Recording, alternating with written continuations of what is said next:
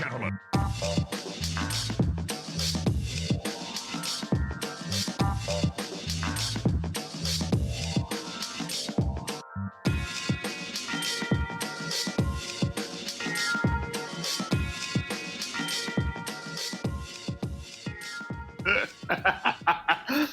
Ironically, even though I shouldn't feel this way, that is still one of my favorite podcast memories. Because I was just like, "Excuse me." I don't want it. Like, don't do that. No. I would prefer not to. It's like, because that would be like the ultimate shutdown. But like if somebody was doing like an actually, and I'd be like, all right, time to get your dick out. You've earned it, kiddo. Come here. It's not very good at all. Oh my god. So I can't believe it, but we're here back again. Welcome everybody to the Artist and the Economist podcast. Still on that name, funny enough. Yeah, no, you are no longer an artist, and I have never been an economist. Wow. I mean, I guess you are. I guess you are still an artist. Like, it's not like, just because you stopped trying to make it a career, you stopped doing it. And like, it's not like I changed my college major either, but it is, in retrospect, kind of a silly name. But you know what? Dare you? How dare you? I don't give a heck, man. How dare you for being correct? How many hecks do you even think I give right now, dude? Listen, you earned yourself a free BJ, so get on the plane, come on over. Cool! Right there! I like the idea of someone being like, I want to give you a blowjob, and someone being like, cool! Yes! Nice. What? Yeah. Finally! God, my punch card was full for so long! Oh, I got so many nice guy points. Oh man, that's one of my favorite, memes. Oh, it's perfect. But like, look, my nice guy card is full. You owe me sex now. It's like, yeah, there are people who feel that way. I would not feel bad if those people left the planet. Anyway, though, I want to say again, welcome to the Artist and the Economist podcast. We are doing another episode of one of our favorite series, is the Not Fantasy Fiction, inspired by Fantasy Fiction podcast by Dom Moschiti and Josh Henderson, which wrapped up like 5 years ago. But as we were talking about, the party hasn't stopped on our end. We're still writing. Yeah, this party ain't never gonna stop, boo. I fucking love writing short stories. I literally cannot tell you how happy writing short stories makes me. You know what I mean? Like, and even though this one that we did in particular was like a little bit hard for me, and it was tough to get inspiration, and it was kind of tough to like finish as I was going through it, I am still ecstatic anytime we do these. And secretly, here's what makes them so interesting, I think, at least from my standpoint as like a writer, and then obviously to listen to from my standpoint in your stories. It's like our prompt system. Our prompt system is pointlessly alliterative, and I love it. I literally cannot get enough of the fact that our prompt system encourages us to do fucking weird alliterative prompts that don't actually seem to make any sense together. Mm-hmm. And it makes it so much more challenging as a writing exercise. Over the moon. Could not be happier about the way these tend to go. So I'm very happy. Speaking of that, what are our prompts this, I was going to say this week, but like this, biannual. Yes. Well, I mean, it is a week. We are technically in a part of a week, so Jesus you know Christ. what? I'm prepared to give it to you. All right. What are our prompts this time? They are holidays and hustles. Jingle bells, Batman smells. Let's do it. Did you just fucking come up with that yourself? I know, it's beautiful. It's like poetry. I like poetry, bro. It is poetry. Don't sell yourself short, okay? So on our next episode, not poetry fiction. I would look. Don't joke about that sort of thing. I would be fucking ecstatic to do that. That would be hilarious. That would be fucking. Look at these fucking B-grade Shell Silverstein looking motherfuckers with their freaking microphones. Fuck off. Chelsea, no, dude, I'm going for a fucking full-on Emily Dickinson. I want some raw, weird, sexual energy in my poetry. Like that Dave Matthews song. What? Crash into me. That song was supposed to be a lewd song, but I'm into it now. That song is about coming inside a girl with no condom. Oh, I'm gonna crash, baby. Like, Let me crash into you. Oh. Yeah, that was remember that one Dave Matthews song where it was just like an hour long and you just hear these kind of weird muffles in the background, like someone was having sex, because they probably were. Actually, that sounds like something Radiohead would do. So on the B side of the entire album of In Rainbows, it's just Tom York in the background being like, Actually, that sounds like something either Radiohead or Kanye would do. That sounds exactly like something fucking Kanye would do. yeah. I miss the old Kanye. You don't think I'm the motherfucking glitch? You don't think people look at me like I'm the glitch? She was on the side of the game the whole time. Women, y'all seen Rebecca Ralph? Yeah, she was the glitch. You telling me they don't look like a Kanye West, like he's the motherfucking glitch? Motherfucking glitch. It's fucking in my code. Oh my god! You know what's in my code? What's in my code is reading some damn old stories. So let's just jump into it. Yeah. Let's do it. Woo!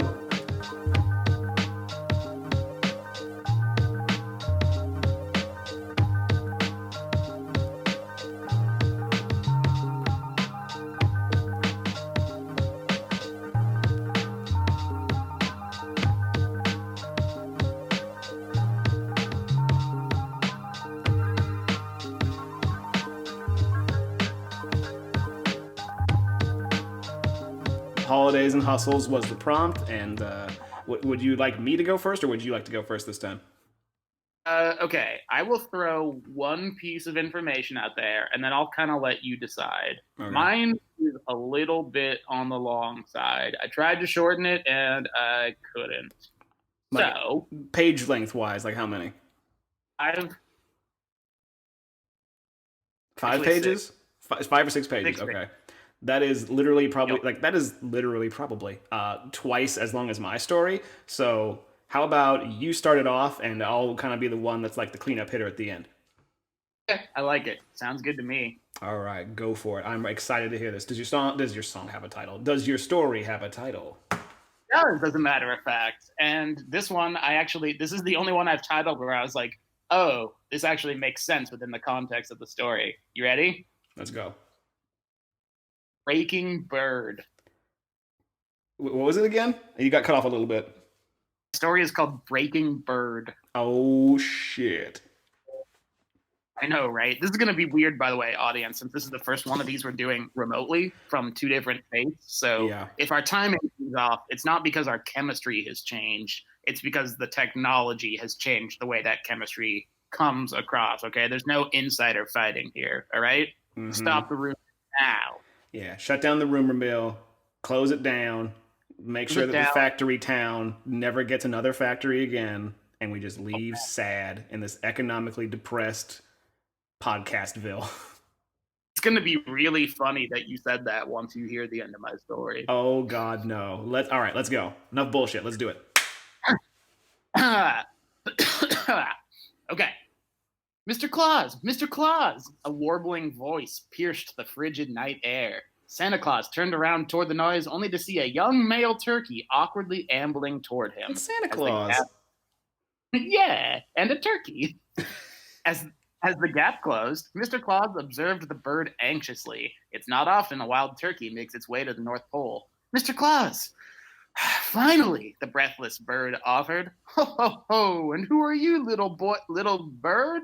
He replied with his trademark jolliness. My name's Thomas O'Turkey, Mr. Claus, and I've traveled all the way here from Plymouth, Massachusetts to ask you a very important question. Oh, boy. Oh, and what might that be, Tom? Mr. Claus asked. It's Thomas, and I've come here to ask you, can I please ride in your sleigh? I've always wanted to know what it's like to fly. But you're a turkey, little one. You can already fly, Santa observed, puzzled. Yeah, but not like you can, Santa, Thomas countered. You can fly all around the world. Your sleigh gets so high in the sky, high enough to touch the clouds. I want to know what that kind of freedom is like. I want to feel the snow in my feathers and the wind caress my waddle. my little chin ball sack, I want to feel it. The little waddle.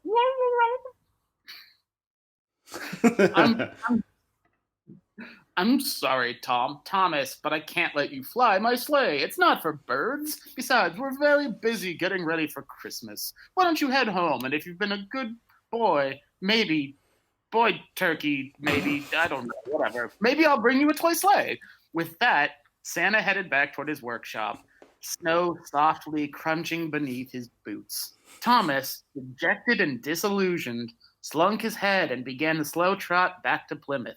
As he walked, he couldn't help but wonder, what kind of condescending son of a bitch offers up a toy sleigh? Yeah, And what an why? asshole. Like I was there was a part of me that Right. wishes the story like you just softballed it in like, oh, it's a long story, but it's like then the turkey pulled out his gun. Man, the fact that you haven't read this story is gonna look really funny by the time we get to the end of it. All right, here we go. I won't interrupt anymore. Let's go. No, it's fine. I love it. And why? Why wouldn't Santa just let him fly the sleigh for a few minutes? He only uses it one night a year, and it would have brought so much joy to Thomas's life. He'd never know the joy of soaring through the open skies. He was no hawk or eagle. He was a turkey. What other chance would he possibly have? Lost in thought, Thomas found himself sitting in a Plymouth tavern, nursing a drink along with his wounded turkey pride. He was so distracted he didn't even notice the nearby milliner trying to get his attention. It was only thanks to his persistence that Thomas's attention eventually shifted. Excuse me, you there, turkey. Might I have a moment of your time? Oh, yeah, sure. The name's Thomas, Thomas said, politely extending his wing. Alexander Dandridge. Pleased to meet you, Thomas, the milliner responded. Now, please forgive my forwardness, but you have the most beautiful plumage of any fowl I've ever encountered. I like where this is going. How much for a night? Thomas slammed his last shot of wild turkey and took the offer from the man. Then he fucking robbed him. It's like 50 Shades of Grey. And then we'll fuck. He went straight up fucking, what's her name on this? The one who used to tie up people and rob them. I don't know. Wonder Woman? Yeah, whatever, I'll look it up. What did you say? Wonder Woman? Yeah, that's the one. Yeah, the good guy. Your feathers with their silken sheen, your colors, a dramatic mixture of the most autumnal oranges and the deep blues of the great Atlantic. I find them truly captivating, and I know they'd be of tremendous value to me in my work. Surely anything laden with such exquisite beauty would fetch top dollar. Please, could you part with a few of them for me? Even a few could change my life. I don't know, Thomas hesitated. I'm not sure Please, Alexander persisted further. It would mean the world to me, and I'd gladly repay your kindness. Here, he paused, reaching into his knapsack and producing a brass oil whale lamp. In return for your beautiful plumage, I'm prepared to part with my family's heirloom lamp. Its brass is polished to a deep luster, and it's enough to provide light and warmth on these cold winter nights. Thomas sighed as he pondered the offer. It's just a few feathers, he thought, and they'd grow back anyway. Besides, the lamp could prove useful. He'd made up his mind. Even though a lamp was a pretty dumb heirloom for a family to keep, a deal could be reached. Ouch, dude. I mean, you didn't have anything better? Jewelry? Come on, man. You could have given me a gun so I could go rob that fat ass and take his sleigh. Fat ass. Fuck you, Santa. Can I just say? I have this mental image of a turkey with like a Rambo bandana, like "fuck you, Santa," and then the sleigh makes like a motorcycle, like Rambo first Christmas. Silent night, deadly night. That's probably the real conceit of a horror movie, if you think about it. Oh my god. Yeah. Okay, thank you, my young bird friend, the milliner cried. You surely will not regret this decision. With that, they parted ways, the milliner rushing back to his shop to begin contemplating designs, and Thomas leaving the tavern in search of a comfortable place to sleep. No sooner had he rounded the street corner than he saw a pauper, huddled up in tattered clothes, a pilgrim's hat nestled atop his head. Clearly, he had no home to return to, which would have been sad in any other context, but Thomas couldn't help but chuckle at their shared misery. The poor street urchin stopped him in his tracks. You there, bird, how did you manage to come by that oil lamp? His voice trembled in the cold. Thomas contemplated his answer. It's a family heirloom, quite good at providing light and warmth, especially on nights like these. Oh, what I wouldn't give for a lamp like that, the pauper trailed off dejectedly. Just then, Thomas noticed his reflection in the brass of the lamp. Though altered by the lamp's contours, he could make out his eyes that conveyed his deep sadness. But as the flames danced inside the lamp, sadness gave way for roguery, and a brilliantly devilish idea came to his head. Oh, dip. Here we go. It's about to turn up. Good sir, Thomas piped up, I will gladly offer you this lamp so that you may warm your bones on this dreary night. The man sat upright, apprehensive, but elated by the news. All I ask in return is your hat. My hat? The pauper looked taken aback, though his clothes had borne the brunt of his impoverished lifestyle. His hat, with its silver buckle and decorative ribbon, had not. Still, a lamp was a lamp. Very well, you have a deal. Thomas placed the lamp at his feet and accepted the pilgrim's hat in return. Weirdly, it managed to fit his tiny bird head perfectly, even though it was clearly designed for a human. The magic of storytelling, am I right? Am I right, guys? Oh wow, this is amazing. I mean, what's up with that? Am I right? Thomas set off down the road and spent the night formulating the rest of his plan. He wasn't sure exactly how it would work, but he knew what he wanted and he was willing to do anything to get it. As day broke and the morning sun illuminated the land, he found himself on the outskirts of a nearby farm. The young farmer was already hard at work harvesting corn, although he seemed to be in some amount of distress. Thomas kept his distance until he saw the problem. The buckle of his shoe had broken off. Empowered, he approached the farmer. Greetings, Thomas spoke energetically. What seems to be troubling you this fine morning?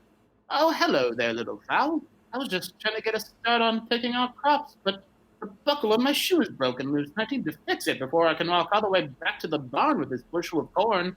Ah, well, spend not a moment longer worrying, friend, Thomas feigned. I shall give you the buckle off of my hat, for turkeys have no need for such things. Really? You'd do that for me? Why, thank you, the farmer exclaimed. Please, take as much corn as you'd like in return. Without your kindness, who knows how long I would have been stuck out here. Thomas removed his hat and detached the buckle, offering it to the grateful farmer. He promptly affixed it to his shoe and began walking back toward the farmhouse as Thomas prepared to part with his bushel of corn. As soon as he noticed the farmer walking beneath some overhanging trees, though, he grinned a sinister bird grin, which was like a normal grin, but more bird-like, you know? I'm picturing... Imagine a grin, but make it a bird. You get it. Like a bird that has teeth. I don't know. I'm picturing how, the Grinch Stole Christmas when he gets out that shit-eating smile. Mm-hmm. Where his mouth, actually curls. Yeah, he's got a wonderful, awful idea, and he's about to kill Christmas. Just like this bird is presumably going to do. In my mind, anyway. Suddenly, he flew up into the trees, a calamitous noise freezing the farmer in his tracks. As he observed the wild turkey's wild actions, the tree branch fell from the sky, knocking him unconscious. Thomas descended from the trees and sidled up next to the farmer. Poor bastard, he laughed to himself as he removed the buckle from the farmer's shoe. Oh my god. Then he grabbed the corn and continued on his way. That's right, he Grand Theft Auto'd the shit out of that guy. Holy shit. Grand Theft Corn. Theft Turkey. Oh my god. When a turkey dies in Grand Theft Auto, it says, basted. And instead of a hospital, you wake up outside of a grocery store somehow. You're like, oh god. I managed to get out of that one. Okay. Further still down the road, Thomas, the increasingly douchey turkey, was pondering what he could do with this bounty of corn when suddenly he heard the cocking of steel behind him. "Don't move," a voice commanded as Thomas put the corn down and held his wings up in the air. This would have been adorable if turkeys weren't so inherently weird looking. Yeah, they are kind of ugly. Dude, I Googled it for this story, like just to get sort of in the mood of writing it, because as soon as I decided a turkey was going to be in it, I was like, all right, I should get some inspiration.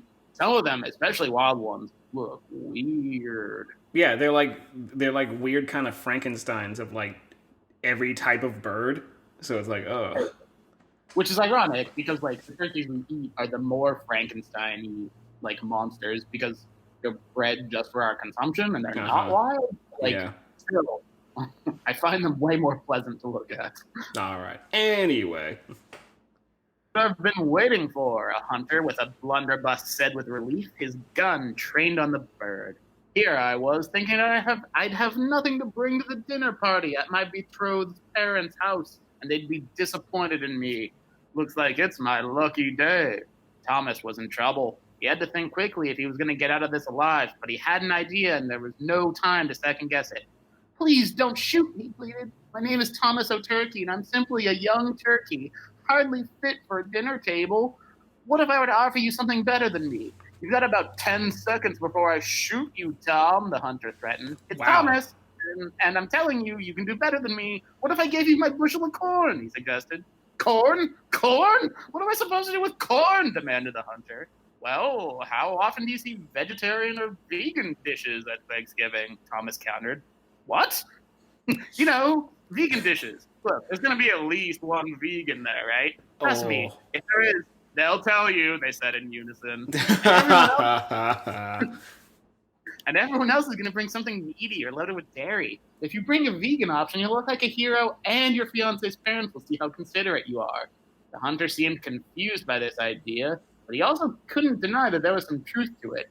"You know what? I like the cut of your jib, Tom Turkey. I'll take your bushel of corn in exchange for your life. Hell, you can even have my gun. With the kindness you've shown me, I've got no need to hunt down a turkey ever again. Godspeed," the hunter concluded as he picked up the corn with both hands. A few paces down the road, Thomas called out to him again. "Hey!" he shouted as the hunter turned around. Now Thomas was the one with the gun trained on him. Oh, no. I know, it's Thomas. Oh, shit. Wrong. Now you can call me Heisenberg." And with that, he fired at the hunter, shooting and killing him instantly. Oh, my God. Tom, why? He's got an evil idea, dude. I know, but at the same time, it's just like, I can't wait to go spend Christmas with my fiance and their family. Bah, I'm dead. That fucking talking turkey with anachronistic views on what diets people have fucking robbed me and killed me. I will say, I think it's actually pretty progressive of him to think about vegans back during, colonial America. In ye olden times, when Santa was still alive. Oh my God, is this why Santa's dead? Well, yes and no. Oh God, all right. I will, all right. We're coming in on the home stretch, I assume. Kind of. The real Santa was the friendships we made along the way, bro. Think about it. Shut up. Though much of the corn was destroyed by gunfire, he salvaged a few ears and continued his journey, now armed and even more dangerous than ever. Shortly thereafter, Heisenberg heard the distressed shouts of a nearby woman. He crept through the bushes. Blunderbuss pointed in front of him to observe what was happening. From his stealthy spot, he could see a beautiful young maiden out for a stroll, being harassed by a drunken whaler in a horse-drawn carriage. Oh. The whaler was insistent that the maiden accompany him for a ride, but she clearly had no interest in doing so. What she didn't have was a blunderbuss, something Heisenberg could help with. He emerged from the bushes and strutted confidently toward the altercation. Okay, I'm sorry. I'm just enjoying this way too much. I'm just having this mental image of a fucking turkey rolling up like, the lady said no. I kind of like in my head, even though the turkey obviously talks, I kind of like the idea that all humans here is like, It's like Archosaurus. they're like, yeah, like what the fuck? Man, I gotta do this. Turkey's just so charming. I'm gonna give him my gun. Why so many objections, beautiful? The whaler slurred. I just want to show you a good time. Oh, bloody hell. Is that a turkey with a gun? I'd suggest you leave the woman alone if you want to live, Thomas threatened. Why don't you go do something more useful, like harass an uglier woman to boost her confidence, or kill yourself? Jesus, damn, Tom. You get dejected by Santa once and you become a fucking maniac. I'll just get back in my carriage and, actually, I'll be taking that. Oh my god. The lady and I have no use for you. As the drunken man fled from the scene, the woman, somehow actually now less terrified, even though there was a bird with a gun in front of her, was quick to express her gratitude. Oh, thank you, my wonderful feathered hero. That man's intentions were no doubt of the sinister variety. I'm afraid I've no wealth to my name that I may repay you, but if you've a thought on the matter, please share it. Heisenberg knew exactly what he wanted. Oh god. Do you know how to drive a carriage? I didn't realize how far out of town I'd gotten, and I could really use a ride back. I'm not sure my wings can operate this thing. Oh, wonderful, she exclaimed. I shall accompany you back to town. It's the least I can do to express my gratitude. With that, they set off for town. The young woman introduced herself only as Eliza, and the two exchanged pleasantries as they neared Plymouth, enjoying some fresh corn to keep their spirits up. Oh. For whatever reason, Thomas felt a connection with Eliza, possibly because her dilemma reminded him of his rejection at the hands of Santa Claus. As they approached the center of town, they came upon a portly gentleman outside of a bakery who couldn't help but comment on the situation in front of them. I say, in all my years on this earth, my eyes have never borne witness to such absurdity. A turkey riding in a horse-drawn carriage? He scoffed, incredulous. Yeah, I thought I'd be more mad about treating a fellow animal as subservient to me, but this is a nice carriage, Heisenberg. It's true. It's fucking. If you can speak English, doors just open for you, and your station in life immediately increases. Yeah, right? And he's like, look, man, I didn't want to make a horse do the work for me, but I also didn't want to walk back to town, so... I didn't fucking, put the horse here. You guys did that. I'm just, the beneficiary of all this shit. I saved a woman from a drunken whaler. I'm the hero here. Kind of. I'm the hero here. I was going to say... We'll talk about more of my thoughts when the story's over. Okay. Now we're coming up on the home stretch. Okay. All right, here we go. Egad, the turkey that speaks, what next? The baker asked rhetorically. In literal terms, what next was that Eliza emerged from the carriage wielding the blunderbuss. Heisenberg spoke up again. Good sir, my partner and I would like to purchase your bakery from you. The price we're willing to pay is we don't shoot you dollars. Do we have a deal? What? But where shall I go? What shall I do? I'm but a humble widowed baker, the man protested. Take this carriage and go wherever you wish, Eliza answered. We've no need for it any longer. Just the funds we'll amass from running your bakery. Also, again, we can't stress this enough. We won't shoot you. Oh, wow. They make a pretty compelling argument as far as that. I also like the idea that dollars existed back then. Yeah, dude, fucking vegans, dollars. There's a lot of, I have this trading card with this guy named Benjamin Franklin who's still alive. That's worth 100 something. Dollars like the original trading cards. Oh! I got a John Adams rookie card. Dude, sweet. I got a John Hancock card. Ironically, I've got a John Adams but signed. Weird. And I got an Andrew Jackson. Who's he? I don't know. With that, the portly baker opened his safe, produced the deed for his business, and fled town in his carriage. Lest you think it's all bad news, he eventually made his way to Philadelphia, where he opened an even more successful bakery and settled down with a smoking hot Mennonite church aide, and eventually passed away peacefully in his sleep at age 70, which was super old for this period of time. Yeah, for real. Holy shit. Like, what was he eating? See, so his life was good. Even though something bad happened to him, he got out of it okay. You know, that's the ultimate. That's a good lesson to have in this story about Turkey murdering people. Best revenge is living well. You goddamn right. Back in Plymouth, Thomas and Eliza ran their bakery for a few years and amassed enough money to purchase the entire city block and its businesses, which earned them enough money to buy a textile factory on the outskirts of town, one that produced the entire town's supply of clothing. That textile factory made way for an entire empire, and soon they were the sole producers of not just clothing, but all of the town's lumber, paint, paper, ribbon, twine, you name it. If it touched a Christmas package in any capacity, it likely bore the Oturkey name. As the years passed, he increased supplier prices more and more dramatically to push out his competitors in favor of a more direct-to-consumer approach. Just seemed like the way the winds of industry were blowing, you know? Holy shit. Eventually... I like how this guy's name is Oturkey. Thomas Oturkey. He's an Irish turkey.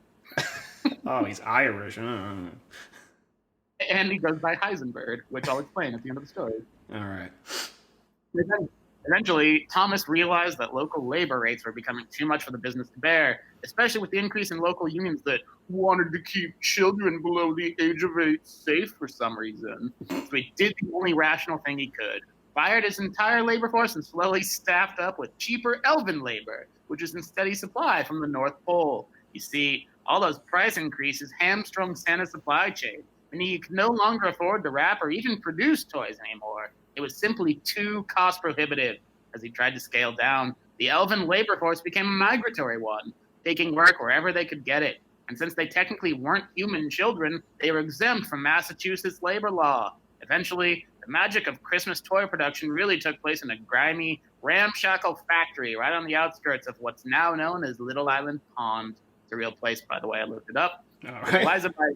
With Eliza by his side, Heisenberg had finally gotten everything he wanted. Well, almost everything, but he was ready to fix that.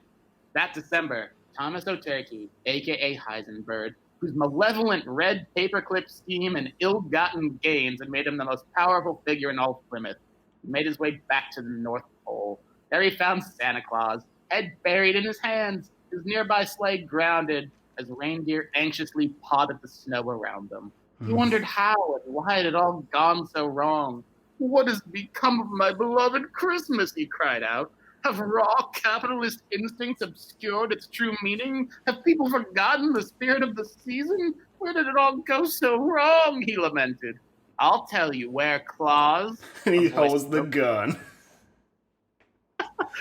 A voice spoke from across the snowbank, a turkey-shaped figure making its way closer to the dejected Claus. "This all could have been avoided." Thomas paused. As he drew closer, a cold realization overcame Santa all at once. Even all these years later, he remembered this bird with whom he was now beak to nose. Oh, Thomas removed his pilgrim hat, which he still had, and put a wing around Santa's back as if to pull him in even closer. "If you'd just let me fly your sleigh." With that, he stepped back, hopped in the sleigh, and grabbed its reins. He mushed the reindeer into action and took off toward the sky, leaving Santa Claus to wallow in despair on the stupid ground like an idiot. As Tom warbled and gobbled through the evening sky. He'd finally gotten his truest wish, and all it took was a convoluted scheme that spanned several years and cost several people their lives. Truly a gift of the Magi sort of situation. Mazel tov. Slowly, the camera pulls back on the scene of a turkey piloting a sleigh and reveals itself to be a snow globe, having recently been shaken and now resting gently on an end table. 2 little boys sat eager and attentive on the floor as their grandfather clasped his hands together. "And that, boys, is the end." "Okay, Grandpa, there is no way that's the real story of the first Thanksgiving," one of them piped up. "Or the first Christmas," the other added. "Yeah, I thought there were, Native Americans and stuff involved. And also, wouldn't that mean there's no Santa? Did the turkey like become Santa? The first child continued. Are you fucking drunk, Grandpa? The second asked, exasperated. Their grandpa Yes. snored and smiled as his holiday whiskey nap gave way to dreams of a turkey in a little Santa hat flying through the sky contentedly, even though turkeys, again, totally can fly. The end. Oh my god. Uh-huh. There you have it. That was amazing. Like, that was too good for what we do here. Thank you. That I disagree. I think that is perfect for what we do here. See, because, like, again, like, for me, like, I think about it in terms of just sheer length as I'm writing. So I'm like, okay, you have more of a writer background than me.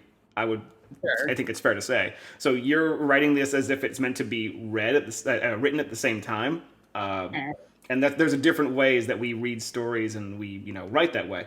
So mine's very like dialogue heavy and what I could possibly say that would be funny. So a lot of those details kind of get lost in the shuffle. So not to put down my own story, but like I said, I was going to be like the cleanup hitter. Like, yeah, I hope I can.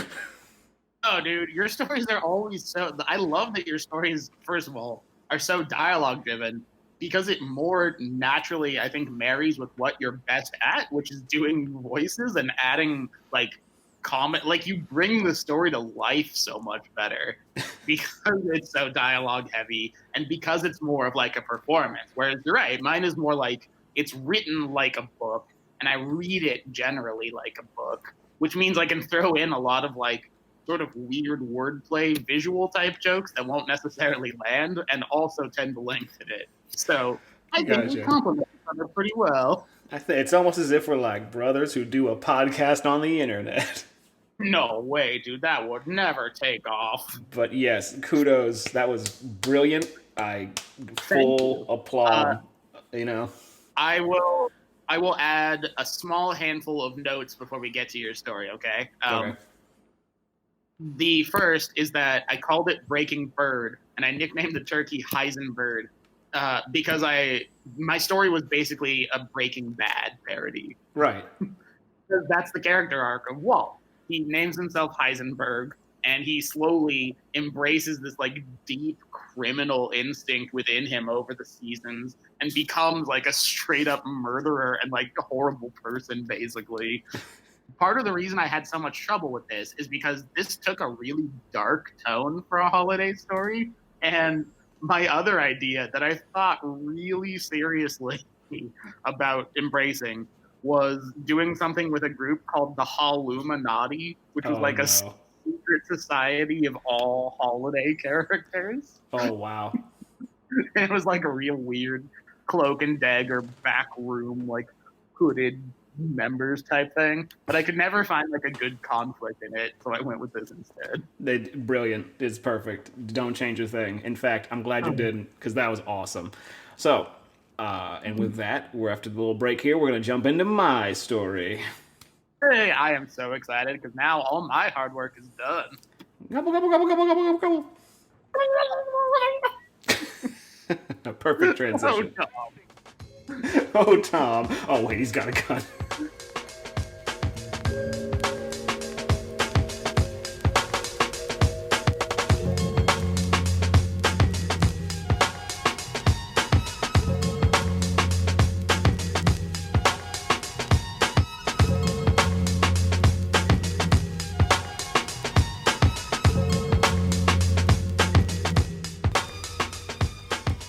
It's I gotta say, it's gonna be hard to top Tom O'Turkey, but I think I might come close, and I think I got into the holiday spirit a little bit with this one because, like, Christmas and holidays and stuff are about traditions and spending time with the loved ones and stuff, and I think I have that spirit in my story. I am, first of all, thank you. That's very kind about my story. And second of all, I am excited. Does yours have a title? I don't have one in mind, but like, how about we do this? I'll tell the story, and you can give it a title when it's done. Yeah, I'm done with that. Seems like a good deal. All right. Ah, damn, I have two. I just scrolled up and I saw two tentative titles, but it would give too much away about the story. So I kind of want that to be a Oh yeah. surprise. Okay, yeah. Don't do it. Mine. Well, ironically, mine would have given my story away if you had watched Breaking Bad, but I don't think you ever did. No, but now I don't have to. Yeah, you basically got the gist. Yeah, I know. I get it. I got it. Everyone knows Breaking Bad is about a turkey that deals meth at the North Pole. Or whatever, something. I don't know. Uh, TV. A&E, fuck it, whatever. AMC, shut up. Yeah. Anyway, let's jump straight into it with my story. But It's a chilly winter evening in downtown Chicago. The streets are alive with pedestrians scrambling to find the last minute gift, holding on to the faith that the perfect gift will save their relationship, or at least appease their child until the next iPhone comes out. I mean, don't we all wish that? Along the bustling. Damn, consumerism dis. Consumerism dis. he's already too real. Along the bustling streets, customers packed clothing stores, electronics stores, jewelers, and the occasional liquor store. I mean, Christmas spirit store. Yeah. Nestled between these shops was a bakery. Wait, sorry, what? I like it. Sorry, this lag, man, it's killing me inside. Yeah, I know. It's so much better side by side. But all right. What I'll do is if there's like a long pause, you can chime in. Maybe that'll work. Yeah, whatever. It's fine. We'll figure it out. We'll figure it out. We're professionals. We'll figure it out, okay, audience? Just sit back and listen. All right. Nestled between these shops was a bakery, a quaint little place with delicious pies, cakes, and other sweet confections. It's been quite the year for the Sugar Shack ever since it came under new management and promptly changed its name from Muffin Tops and assigning its collection of baked goods with more conventional names. The owner and head patissier of the bakery, Jared Baer, spelled B-A-E-R, gleamed with pride as the last customer of the day made their way out the door. With the closing routine done, Jared locked the door and made his way toward home. I am very excited. Oh, was that the name of Sugar Bear? Was that his real name?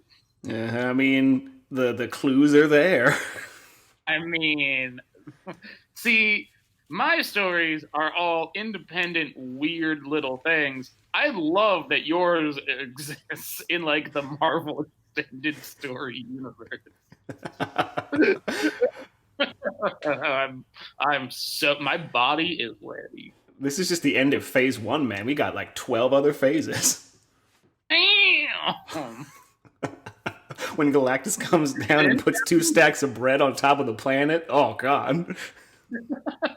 Thanos snaps and half the pastries are gone. No! They're in my stomach now. It's fair. You bastard. Anyway, all right. After only a few blocks, the familiar sound of seasonal bells filled the still, chilly air. Jared turns the corner with a smile, preparing to drop some loose change into a traditional red bucket we often associate this time of year. As the clink and clang of coins hit the bottom of the bucket, Jared stops and turns back to read the label on the bucket. Clowns on Christmas? He says trepidatiously, an eyebrow raised. Oh, awesome, the tenant of the bucket replies. You're the only person who's actually dropped in change. The jester gives his regards. Ah! Oh, hell yeah. The 2 men's eyes meet, and with a gasp, the jester drops his bell. Sugar Bear? Oh my god, how long's it been? Like, what, 4 years? Wow! The jester pulls Jared in for a hug, sounding subtly less dickish as he had in the past. That's probably good. I wouldn't want to hug him otherwise. Jared breaks the hug. Leonard, what are you doing out here? And what happened to your voice? Oh, that? Leo, the jester, replies. Yeah, I don't do that anymore. Anyway, the other ninjas and I are doing some charity work. We're trying to clean up our image, you know? You know how there's those chapters of the Hells Angels that hold, like, parades or, like, volunteer in their communities? It's kind of like that, only, you know, with clown paint and all. I'm actually about to wrap up here so we can get to a homeless shelter. Me and some of the guys are going to help out. Oh, dude, You should come too. Seeing the Sugar Bear back and lending a hand would be really good for group morale. What do you say?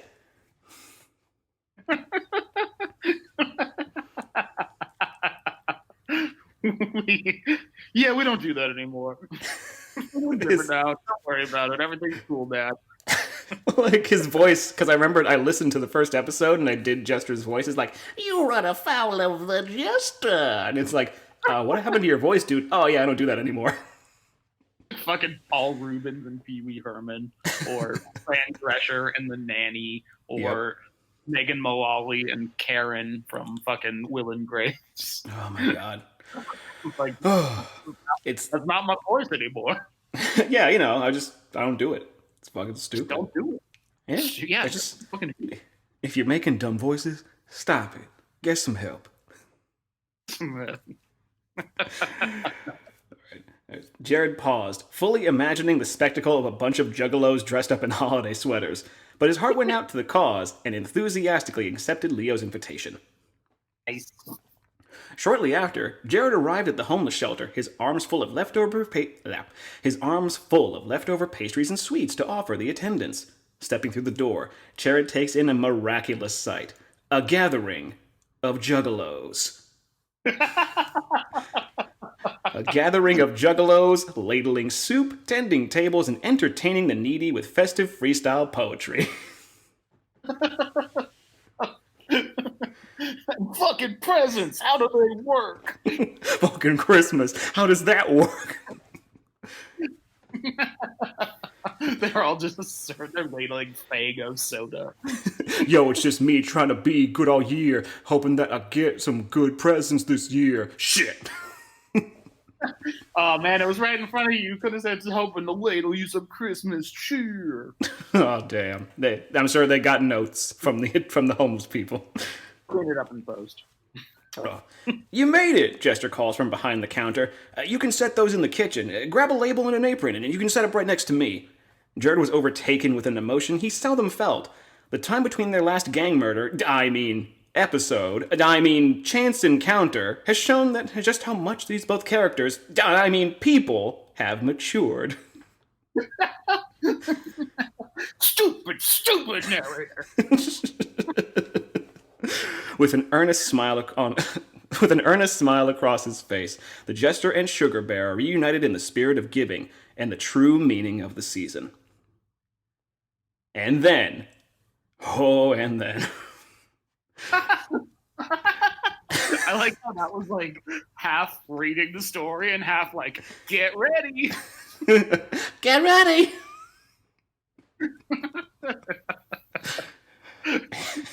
And then, when out of the street there rose such a clatter, the rumbling of engines and worn-down jacket leather. Bursting through the doors were some of the hardest-looking guys around, all of them adorned in weathered denim and leather, gruff and chiseled as if they themselves emerged from the asphalt they call home.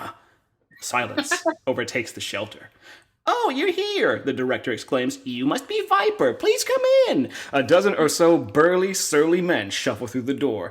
As the leader of the pack walks by, the iconic symbol of the Hells Angels Motorcycle Club adorned the back of his jacket. My kind of Christmas. We must have double-booked you, she continues. We get busy this time of year. I hope it's not too much trouble. Viper spoke. Not to worry, ma'am. We came here to do one thing. Help the shit out of the less fortunate. You're gonna get so fucking hell. Just cracks his knuckles. Yeah, right? Hand me them ladles, you boy. All right. As the fellow bikers cheered and took their places beside the juggalos, Jared and Leo could feel the tension begin to rise. Bag that! A random ninja calls from the corner, and Jared and Leo collectively whisper, oh god, no.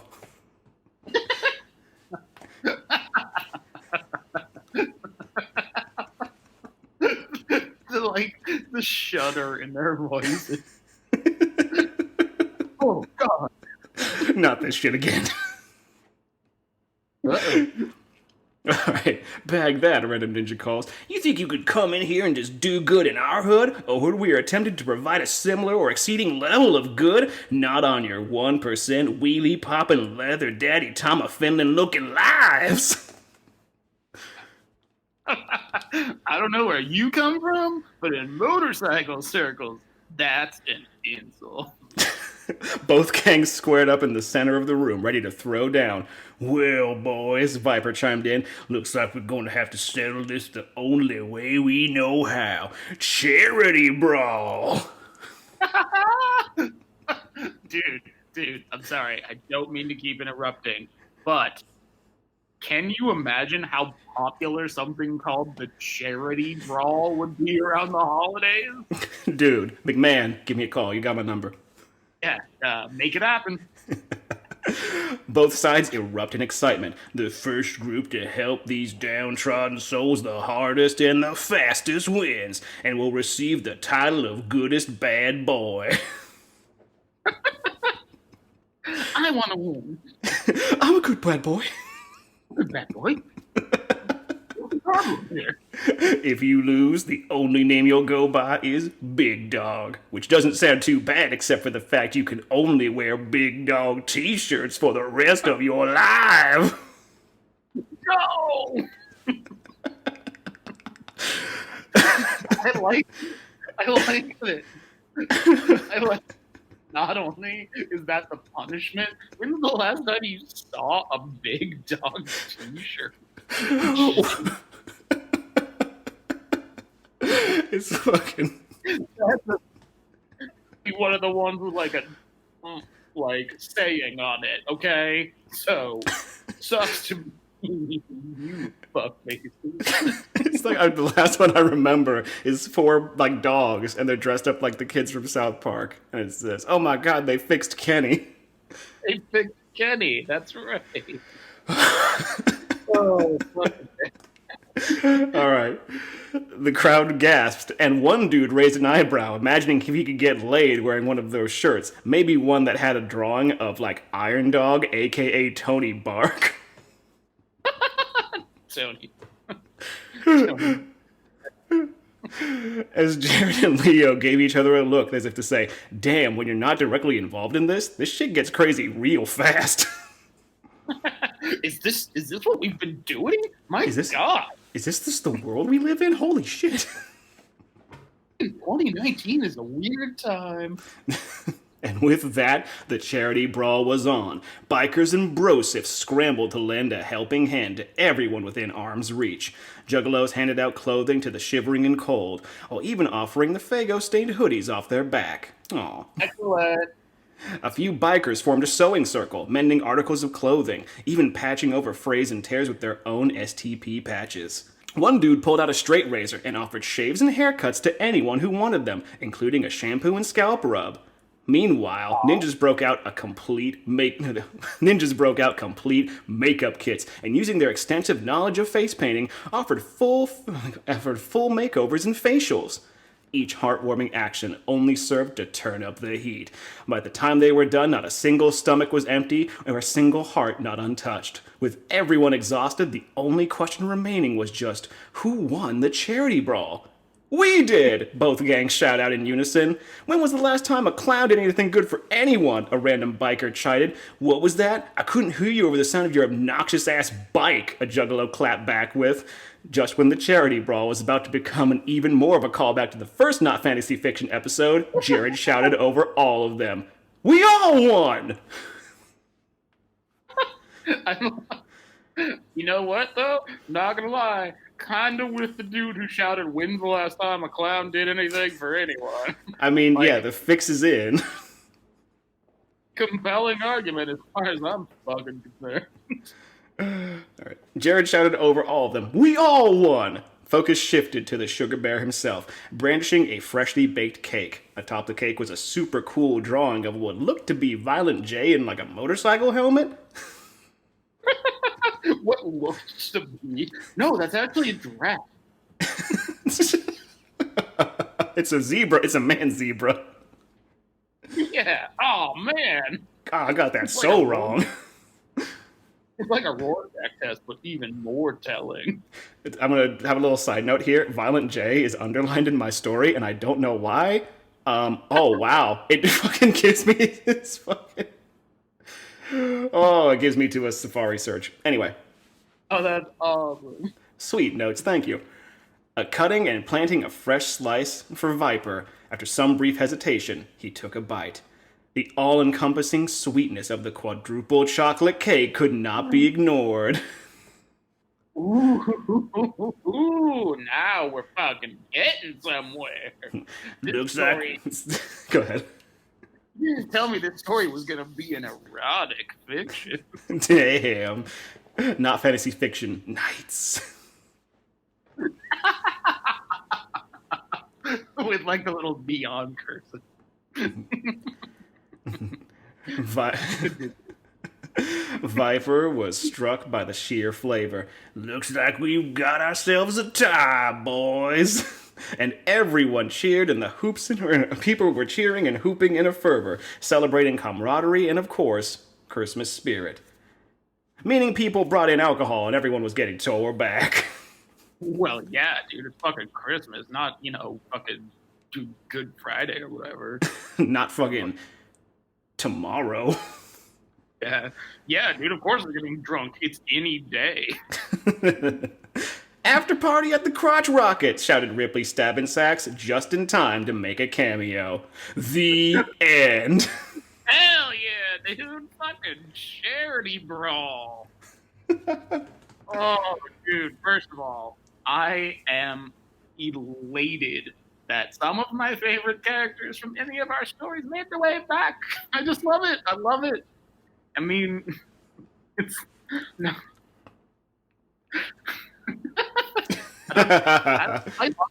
I honestly can't even focus on what I like most about it because I'm just so delighted by the whole thing. The way it circumvents the traditional gang fight, the way it calls back to the other stories, the fact that in my story, a bunch of people died, and in yours, a bunch of people got helped. It was funny though because when we came up with the prompts, I even told you like I was struggling for like a bit trying to come up with like an idea for a story Hey, because like I wanted to do something like good because all of my stories usually do have things like that like fights and swearing and other kind of shit. So I was like, what if I actually did a story where like that is like it's a switcheroo where like you think that's gonna happen, but then they actually help people. So and then they get tore back. yeah, and then they all get together. It's great.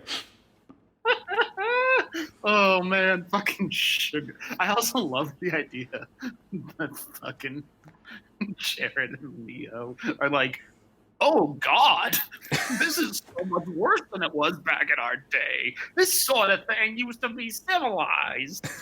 When clowns would like throw boulders of rubber chickens at each other and stab each other with party poppers and shit. And I also, and I know you didn't mean it this way. You meant like the Hell's Angels live on the road, like they're constantly driving. But I also like the idea that they have nowhere to go, so their literal house is the road. Like this is where they sleep. Like, well, good time, Viper. They just block a road and people are like, hey, asshole, get out of the street.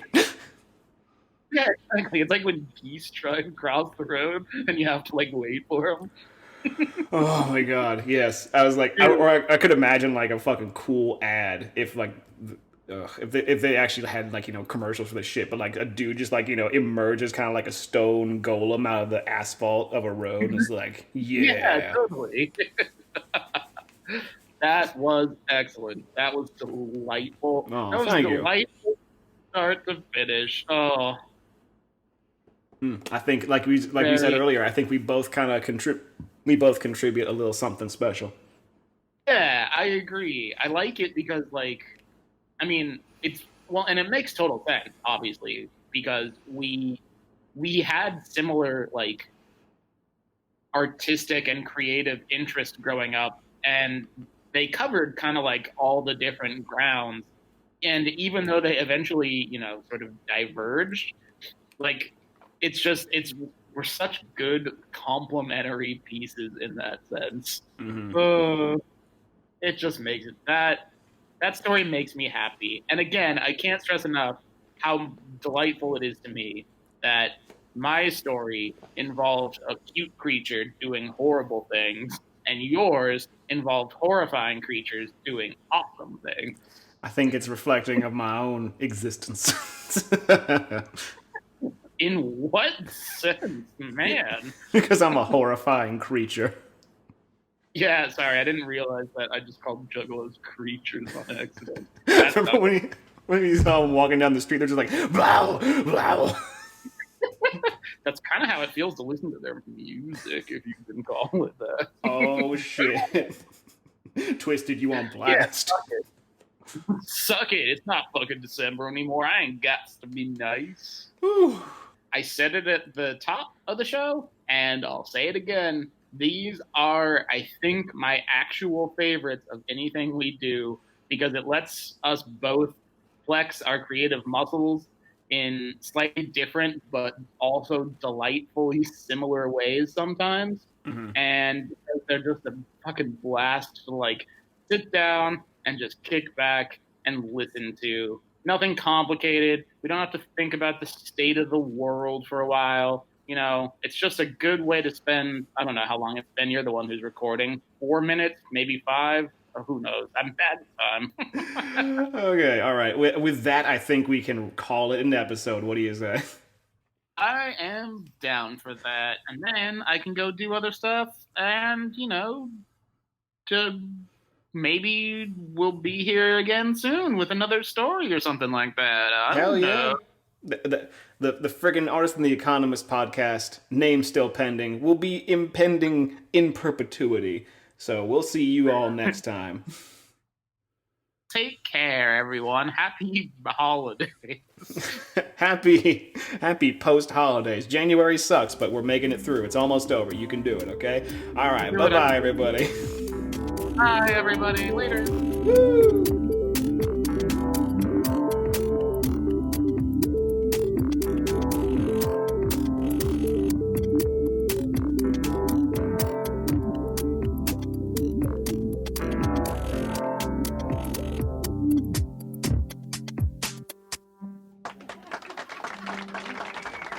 Punks thought they were dealing with amateurs.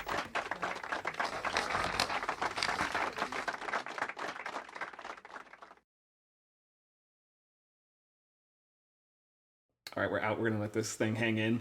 And I'm using this for the cutting room floor because I wanted to talk about those things about your story that I was dreading in the back of my mind. Oh, yeah. I forgot about that. So when I heard the opening line of like, it's like the turkey now with his gun finds a woman, I thought like, oh no. Yeah, I remember you reacting that way. I would never, ever, ever have written anything like actually horrific in a story. Is there anything I could repay you? And he just pulls out the gun, it's like, show me them titties. Yeah, see, like that's horrible. I would never. Yeah, right. Yeah, you can repay me, bitch. Ride this waddle. The turkey version of the mustache ride, the waddle ride, like the waddle gobble, the waddle wobble. Oh god! Come on, let the waddle. Actually, I don't know what the waddle will do to you. I've never got this far. No one's ever said yes. No one has ever, not a human woman, has ever fucked me. But now that I have this gun, people can do whatever I want. I'm Heisenberg, bitch. It's just slowly gets more and more dark as it goes on. It's like, and then he found a lone child. I'm hungry. Like, whoa! Once the turkey had a taste for human flesh, he couldn't be stopped. In Soviet Thanksgiving, turkey eats you. Like a yak turn off setup. Oh my god. Oh my god. Oh yeah.